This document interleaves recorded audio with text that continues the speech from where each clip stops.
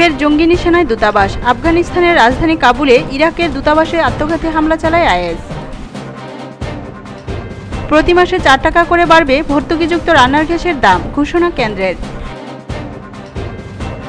আয়কর রিটার্ন জমার শেষ তারিখ বেড়ে হল 5ই আগস্ট। আধার প্যান সংযুক্তির সময়সীমা 31 আগস্ট পর্যন্ত বাড়ালো কেন্দ্র।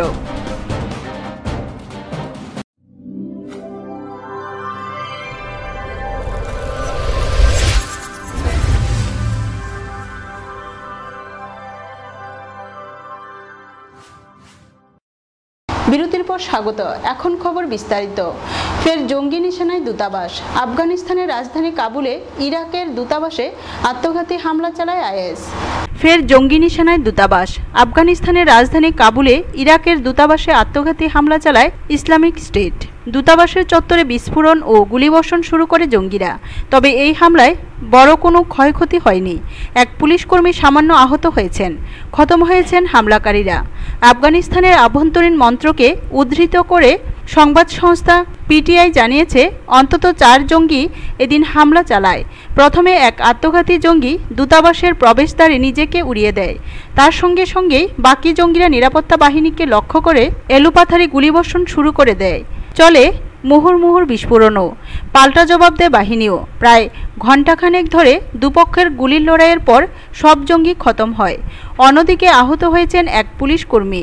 কাবুল পুলিশ জানায়, হামলার সঙ্গে সঙ্গেই ইরাকের রাষ্ট্রদূত সহ সকল কূটনৈতিক এবং দূতাবাসের কর্মীদের নিরাপদ স্থানে নিয়ে যাওয়া হয়। হামলার দায় স্বীকার করেছে আইএস। জঙ্গি সংগঠনের জনসংযোগ বিভাগ আমাতে হামলার দায় স্বীকার করেছে আইএস। ব্যুরো রিপোর্ট, খবর ত্রিপুরা।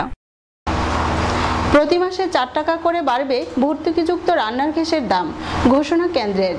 এবার থেকে প্রতি মাসে 4 টাকা করে বাড়বে ভর্তুকিযুক্ত রান্নার গ্যাসের দাম। আগামী বছরে মার্চ মাসের মধ্যে সব ভর্তুকি তুলে দেওয়াই কেন্দ্রীয় সরকারের লক্ষ্য। আজ এমনই জানালেন পেট্রোলিয়াম মন্ত্রী ধর্মেন্দ্র প্রধান। ফলে মধ্যবিত্তদের উপর খরচের বোঝা বাড়ল। এর আগে গত বছরের 1 জুলাই রাষ্ট্রায়ত্ত তেল সংস্থাগুলিকে প্রতি মাসে রান্নার গ্যাসের দাম সিলিন্ডার পিছু 2 টাকা করে বাড়াতে বলেছিল কেন্দ্র সরকার। তারপর থেকে 10 বার রান্নার গ্যাসের দাম বেড়েছে। এবার ভর্তুকি পুরোপুরি তুলে দেওয়ার লক্ষ্যে প্রতি মাসে 4 টাকা করে দাম বাড়ানোর সিদ্ধান্ত নেওয়া হলো বলে লোকসভায় লিখিত জবাবে জানিয়েছেন পেট্রোলিয়াম মন্ত্রী। তিনি বলেছেন, গত 30 মে রান্নার গ্যাসের দাম প্রতি মাসে 4 টাকা করে বাড়ানোর নির্দেশ দেওয়া হয়েছে। ভর্তুকি অবলুপ্ত না হওয়া পর্যন্ত দাম বাড়ানো চলবে। এই নির্দেশের পর 2 বার রান্নার গ্যাসের দাম বাড়িয়েছে রাষ্ট্রায়ত্ত তেল সংস্থাগুলি। 1 জুলাই শেষবার দাম বাড়ানো হয়। সেবার রান্নার গ্যাসের দাম বাড়ে সিলিন্ডার প্রতি 32 টাকা। গত 6 বছরে এটাই এক ধাক্কায় সবচেয়ে বেশি দাম বাড়া। এখন প্রতিটি পরিবারকে বছরে 12টি করে ভর্তুকিযুক্ত রান্নার গ্যাসের সিলিন্ডার দেওয়া হয়। এর বেশি সিলিন্ডার প্রয়োজন হলে সেগুলি বাজার দরে কিনতে হয়। কেন্দ্র সরকার এবার ভর্তুকি ব্যবস্থায় তুলে দিতে চাইছে। পেট্রোলিয়াম মন্ত্রীর দেওয়া হিসেব অনুযায়ী দেশে 18.11 কোটি গ্রাহক ভর্তুকিযুক্ত রান্নার গ্যাস নেন। এর মধ্যে 2.5 কোটি গরিব মহিলাও আছেন। তারা প্রধানমন্ত্রী উজ্জ্বলা যোজনায় বিনামূল্যে রান্নার গ্যাসের সংযোগ পেয়েছেন। 2.66 কোটি গ্রাহক ভর্তুকিহীন রান্নার গ্যাস নেন। ব্যুরো রিপোর্ট, খবর ত্রিপুরা। আয়কর রিটার্ন জমার শেষ তারিখ বেড়ে হলো 5ই আগস্ট। আধার প্যান সংযুক্তির সময়সীমা 31 আগস্ট পর্যন্ত বাড়ালো কেন্দ্র। আয়কর রিটার্ন দাখিল করার সময়সীমা আরও 5 দিন বাড়ালো কেন্দ্র। নতুন সময়সীমা আগামী 5ই আগস্ট। একই সঙ্গে বাড়ানো হলো আধার কার্ডের সঙ্গে প্যান কার্ড যুক্ত করার সময়সীমাও। 2016-17 অর্থবর্ষের আয়কর রিটার্ন জমা দেওয়ার জন্য সোমবারই ছিল শেষ দিন। প্রথমে central board of direct tax বা সিবিডিটির তরফে জানানো হয়েছিল 31 জুলাইয়ের সময়সীমা বাড়ানো হবে না, কিন্তু সোমবার বিকেলে শেষ মুহূর্তে সময়সীমা আরও 5 দিন বৃদ্ধি করার সিদ্ধান্ত নেওয়া হয়। আয়কর বিভাগের এক শীর্ষ আধিকারিক জানান, এদিন কেন্দ্রীয় অর্থমন্ত্রকের রাজস্ব দপ্তরের সঙ্গে সিবিডিটির একটি বৈঠক হয়। সেখানে সময়সীমা বাড়ানোর সিদ্ধান্ত নেওয়া হয়েছে। তিনি যোগ করেন, ওয়েবসাইট সংক্রান্ত সমস্যা নিয়ে কিছু অভিযোগ উঠেছে। বস্তুত শেষ মুহূর্তে সকলে দপ্তরের ই-ফাইলিং পোর্টালে আয়কর জমা দিতে ভিড় করায় তাতে কিছু সমস্যার সৃষ্টি হয়েছে, যার জেরেই এই সময় বৃদ্ধির সিদ্ধান্ত। পাশাপাশি এই দিনের বৈঠককে আধার প্যান লিঙ্কিংয়ের সময়সীমাও বাড়ানোর সিদ্ধান্ত নেওয়া হয়েছে। কেন্দ্রের সিদ্ধান্ত অনুযায়ী এখন 31শে আগস্টের মধ্যে আধার কার্ডের সঙ্গে প্যান কার্ড যুক্ত করা যাবে। চলতি বছর 1 জুলাই থেকে আধার প্যান সংযুক্তিকরণ বাধ্য করেছে কেন্দ্র। ব্যুরো রিপোর্ট, খবর ত্রিপুরা। সোমবার তেলিয়ামুড়া ব্লক পঞ্চায়েত সমিতির হলঘরে ILFS এর 3 মাসের স্কিল ডেভেলপমেন্টের উপর প্রশিক্ষণের উদ্বোধন করেন পঞ্চায়েত সমিতির চেয়ারম্যান অমরেশ চৌধুরী। দিন দিন রাজ্যে বৃদ্ধি পাচ্ছে বেকারত্ব। কেন্দ্রের কর্মসংকুচন নীতির ফলে যুব সমাজ আজ দিশেহারা। তাই বেকারত্ব থেকে মুক্তি পেতে চাই বিকল্প কিছু। কারণ একসাথে এত বেকারদের সরকারি চাকুরি দেওয়া সম্ভব নয়, তাই বেছে নিতে হবে বিকল্প কর্মনীতি। সোমবার দুপুর 12 ঘটিকায় তেলিয়ামুড়া ব্লক পঞ্চায়েত সমিতির হলঘরে ILFS এর 3 মাসের স্কিল ডেভেলপমেন্টের উপর প্রশিক্ষণের উদ্বোধন অনুষ্ঠানে এমনটাই বললেন তেলিয়ামুড়া পঞ্চায়েত সমিতির চেয়ারম্যান অমরেশ চৌধুরী। এছাড়াও এই অনুষ্ঠানে উপস্থিত ছিলেন সংস্থার 2 জন কর্ণধার, পঞ্চায়েত সমিতির ভাইস চেয়ারম্যান রঞ্জিত দাস সহ অনেকে। জানা যায় 3 মাসের মধ্যে 2 মাস হবে ক্লাস ট্রেনিং, 1 মাস হবে OJT ট্রেনিং। পরবর্তী 6 মাস প্রতি মাসে 1000 টাকা করে দেওয়া হবে প্রশিক্ষণ শেষে। হবে বিভিন্ন বিষয়ের উপর প্রশিক্ষণ এবং বিভিন্ন ক্ষেত্রে প্রশিক্ষণ শেষে চাকুরিরও ব্যবস্থা করা হবে বলে জানায় সংস্থার কর্মকর্তারা। দেশের মধ্যে শিক্ষিত অর্ধশিক্ষিত একটা বিশাল বেকার বাহিনী রয়েছে। ভারতবর্ষের কথা যদি বলি, প্রায় 20 কোটি বেকার, শিক্ষিত অর্ধশিক্ষিত বেকার, যাদের হাতে কোনো কাজ নেই। এই জায়গায় আমাদের দেশের সরকার বা আমাদের রাজ্য সরকার পরিকল্পনা করছে যারা বেকার আনএমপ্লয়েড তাদের স্কিল ডেভেলপমেন্ট করে বিভিন্ন কোম্পানিতে বিভিন্ন ট্রেডে কাজ করার জন্য। এই উদ্দেশ্যে আমাদের ব্লক এলাকার যে সমস্ত শিক্ষিত অর্ধশিক্ষিত বেকার যুবক যুবতী রয়েছে তাদের বিভিন্ন ট্রেনিংয়ের ব্যবস্থা করে আগামী দিনে তারা যাতে নিজের পায়ে দাঁড়াতে পারে তার জন্য আমরা চেষ্টা করছি। এবং এই ক্ষেত্রে আমি বলবো আপনাদেরকে যে কাজটা যেই ট্রেনিং আপনারা ট্রেনিং নেবেন সেটা মনোযোগ সহকারে মাইন্ডলি সেটা করতে হবে। এবং মাইন্ডলি একটা ট্রেনিং প্রোগ্রামে যদি আমি অ্যাটেন্ড করি এবং আমার কাজটা যদি আমি ভালোভাবে আয়ত্ত করতে পারি, পরবর্তী সময় আমার নিজের পায়ে দাঁড়ানোর ক্ষেত্রে সেটা আমাকে সাহায্য করবে।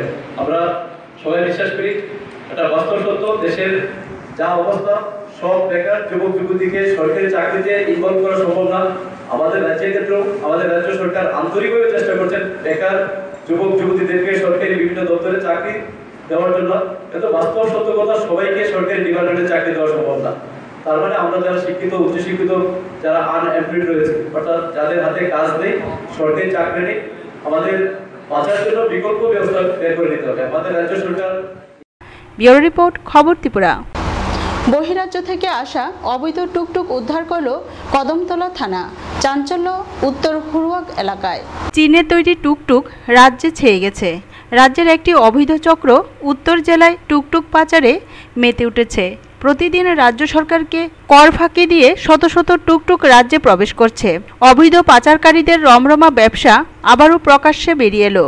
তাও আবার খুদ কদমতলা থানার নাকের ডগা দিয়ে পাচারকারীরা অবৈধ সামগ্রী বহিরাজ্য থেকে নিয়ে আসছে।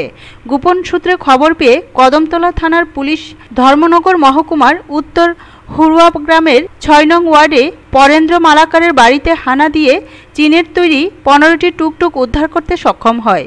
যদিও প্রকাশ্যে অফিসার অজিত দাস 9টি উদ্ধারের তথ্য দিলেন। টুকটুকের মালিক পরেন্দ্র মালাকার বলেন, 15টি টুকটুক আছে নিজের বাড়িতে। প্রতিটি টুকটুকের বাজার মূল্য 1,30,000 করে, মোট 19.5 লক্ষ টাকা। ঘটনাস্থলে কাস্টম অফিসার থাকা সত্ত্বেও তিনি এই বিষয়ে কিছুই জানেন না।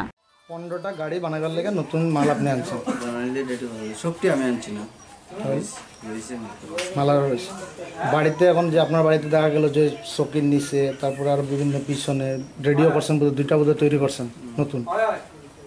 টোটাল বাড়িতে কতটা মাল আছে? তো যা পাইছেন তো যা পাইছেন বলতে আপনার হিসাব নাই কয়টা আছে? 9টা পাইছেন তো, আর তো 2টা রেডি হয়েছে, 2টা না 3টা। একটু আগে যে করলেন আপনি 15টা। 15টা তো আইছে, কাগজপত্র আছে, মালিকের কাগজপত্র দেখাইছে। একটা মালিকের, বাকিটা মালিকে মালাকার। এই যে পরেন্দ্র মালাকারের বাড়ির থেকে আজকে আপনারা টোটাল 11টা টুকটুক যে আটক করলেন, এই ব্যাপারে আপনার কাছে একটু জানতে চাইছিলাম যে আমরা যে ইনফরমেশন পাইলাম যে মোবাইলে যে কেন কিছু টুকটুক বানানি হইতেছে বা মালটাল আছে, যথারীতি আইলাম, আয়া দেখলাম যে কোনো এরা ডকুমেন্ট দেখাইতে পারলো না। চাইলাম আমরা ডকুমেন্টস, কিন্তু এরা কিছু দেখাইতে পারলাম না। তো যথারীতি আমি এমবিআইয়ের খবর দেওয়াইলাম D2-র মাধ্যমে। তো উনি আইলো, উনি দেখলো কাগজ টাগজ, দেখার পরে যাই পাইলাম তা দেখলেন আপনারা, তাই আমরা সিজ করে নিয়ে যেতেছি। টোটাল কতটা টুকটুক পাইছেন? এখন অবধি চেসিস পাইছি টোটাল 9টা। চেসিস পাইছি, চেসিসে সব কিছু আছে যা একটা টুকটুক হইতে যা লাগে। তাদেরকে বিক্রি করার কোনো ডিলারশিপের কাগজ পাইছেন? না, এখন অবধি কোনো দেখা প্রডিউস করতে পারেনি ওরা। আমরা দেখলাম বাড়ির পিছনে আরও 2টা টুকটুক রেডি করা আছে। হয় এগুলিও নেওয়া হবে। একটা যেহেতু নাম্বার আছে, ওটা বেলের ডকুমেন্ট যদি দেখাতে পারে ওরা তাহলে ওটা থাকবে, আর নাহলে তো নিয়ে যাব সিজ করে। টোটাল আপনারা কত 11টা সিজ করেছেন? এখন 9টাই পাইলাম, ওটার কাগজ দেখাবে বলছে, কাগজ দেখালে থাকবে, না হলে নিয়ে যাব। স্যার, এই যে টুকটুকগুলো আপনারা আজকে সিজ করলেন, এই টুকটুকের ভ্যালিড কোনো ডকুমেন্ট আপনারা পেয়েছেন? যা ডিসিশন নিব অথরিটি দিয়ে দিব। কিসের ভিত্তিতে আপনারা আজকে সিজ করলেন ওই মালটি? যেহেতু তারা ডিলারশিপের কোনো রেজিস্ট্রেশন আসলো না বা বিক্রি করার এটি নাই, এই ক্ষেত্রে সিজ করা হয়েছে। টোটাল কতটা মাল পেলেন স্যার? টোটাল 9। মোট কথা, উত্তর জেলার প্রশাসনের উচ্চপদস্থ আধিকারিকদের এ বিষয়ে কোনো নজর নেই। আবার স্থানীয় বাসিন্দাদের একাংশের অভিযোগ, কদমতলা থানার সাথে হরিহর আত্মা থাকায় পাচারকারীরা বুক ফুলিয়ে নিজেদের ব্যবসা চালিয়ে যাচ্ছে। তাছাড়া একটি সমীক্ষা অনুযায়ী বেরিয়ে এসেছে, সমস্ত ভারতবর্ষের মধ্যে ধর্মনগর একমাত্র শহর যা প্রথম স্থান অধিকার করেছে। আর হবেই বা না কেন? বহিরাজ্য থেকে প্রতিদিন যেভাবে অবৈধ টুকটুক উত্তর জেলায় প্রবেশ করছে, তাতে বিশ্বের 1 নম্বর শহরে পরিণত হবেই। ব্যুরো রিপোর্ট, খবর ত্রিপুরা। বিশালগড় বিজেপি মণ্ডল কমিটির উদ্যোগে 8 দফা দাবির ভিত্তিতে বিশালগড় লক্ষ্মীবিল পঞ্চায়েতে ডেপুটেশন দেওয়া হয়। একগুচ্ছ দাবি নিয়ে শাসক দলীয় পরিচালনাধীন মধ্য লক্ষ্মীবিল পঞ্চায়েতে ডেপুটেশন দিল বিজেপি। সোমবার দুপুরে বিশালগড় মণ্ডল কমিটির উদ্যোগে পঞ্চায়েত সচিবের নিকট এই ডেপুটেশন প্রদান করা হয়েছে। 8 দফা দাবি সনদের প্রতিলিপি পঞ্চায়েত সচিবের হাতে তুলে দেন 10 জনের প্রতিনিধি দল। নেতৃত্বে ছিলেন জেলা নেতৃত্ব বরুণ কর্মকার, মণ্ডল সভাপতি রামনারায়ণ রায়, বিজেপি নেতা বল্টু দেবনাথ এবং জেলা যুব মোর্চার সভাপতি সহ অন্যান্যরা। এর আগে প্রায় শতাধিক বিজেপি কর্মী সমর্থক লক্ষ্মীবিল এলাকায় একটি মিছিল সংগঠিত করেন। ডেপুটেশনকালে নেতৃত্বরা পঞ্চায়েত সচিবের সঙ্গে দাবিগুলোর বিষয়ে বিস্তারিত আলোচনা করেন। এর মধ্যে বিশুদ্ধ পানীয় জলের ব্যবস্থা করা, বিদ্যুৎ লাইনের সংযোগ, আবাসন যোজনার ঘর দেওয়া সহ অন্যান্য। সেই পঞ্চায়েতের যে পানীয় জলের ব্যবস্থা সঠিকভাবে নাই, মানুষ পানীয় জল ঠিকভাবে পাচ্ছে না, রাস্তাঘাট সংস্কার এবং যাদের কাঁচা ঘর, প্রধানমন্ত্রী যোজনা ঘর প্রাপকের ব্যবস্থা করা এবং বিপিএল কার্ড নিয়ে যে দুর্নীতি, রেগার নিয়ে যে দুর্নীতি এবং শৌচালয়ের যে স্কিম এসছে প্রকৃত প্রাপকরা পাচ্ছে না, ক্যাডারদের ঘরে যাচ্ছে। এটার প্রতিবাদে আজকে আমাদের এই মধ্য লক্ষ্মীবিল পঞ্চায়েতের ডেপুটেশন। আমার দলের তরফ থেকে এই লক্ষ্মীবিল পঞ্চায়েতের যে দাবিগুলি, এটি আমাদের 1 মাসের মধ্যে এই কাজ সম্পূর্ণ করতে হবে। না হলে আমাদের দলের তরফ থেকে আমরা বৃহত্তর আন্দোলনে যাব, এই আমাদের সিদ্ধান্ত। ব্যুরো রিপোর্ট, খবর ত্রিপুরা। সোমবার তেলিয়ামুড়া সুকান্ত দ্বাদশ শ্রেণী বিদ্যালয়ের এনএসএস ইউনিটের উদ্যোগে এক রক্তদান শিবিরের আয়োজন করা হয়। তেলিয়ামুড়া সুকান্ত দ্বাদশ শ্রেণী বিদ্যালয়ের এনএসএস ইউনিটের উদ্যোগে স্কুল ক্যাম্পাসে এক রক্তদান শিবির অনুষ্ঠিত হয় সোমবার। রক্তদান জীবনদান। 1 বিন্দু রক্ত একটি মুমূর্ষু রোগীর জীবন বাঁচিয়ে দেয়। সেই দিকে বিচার করলে রক্তদান মানব জীবনে এক গুরুত্বপূর্ণ অঙ্গ। এই রক্তদানে সকলকে এগিয়ে আসতে হবে। সোমবার এই রক্তদান শিবিরে ছিলেন বিদ্যালয়ের প্রধান শিক্ষক, এনএসএস ইউনিট প্রোগ্রাম অফিসার সহ এলাকার বিশিষ্ট ব্যক্তিত্বরা। এদিন এনএসএস ইউনিটের প্রোগ্রাম অফিসার জানান, সুকান্ত দ্বাদশ শ্রেণী বিদ্যালয়ের এনএসএসের ইউনিটের উদ্যোগে আজকে আমাদের রক্তদান শিবির। এখানে একটা বেশ সংখ্যক যুবক রক্তদান করবে। আমাদের শিক্ষক শিক্ষিকাদের মধ্যে বেশ সংখ্যক রক্তদান করবে স্বেচ্ছায়।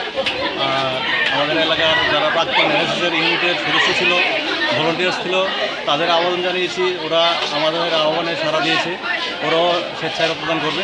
মোটামুটি 25 থেকে 30 ইউনিট রক্ত আমাদের টার্গেটে আছে। আমরা এখানে আজকে শিবিরে দান করব। তো আমরা অন্যান্য সময় যেমন গত বছর আমাদের স্পেশাল ক্যাম্পের সময় আমরা তেলিয়ামুড়া গ্রামীণ হাসপাতালে রোগীদের মধ্যে ফল বিতরণ করেছি।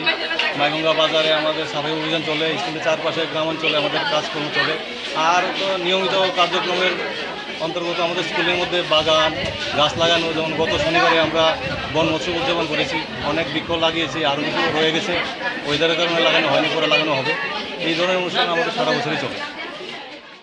ব্যুরো রিপোর্ট, খবর ত্রিপুরা।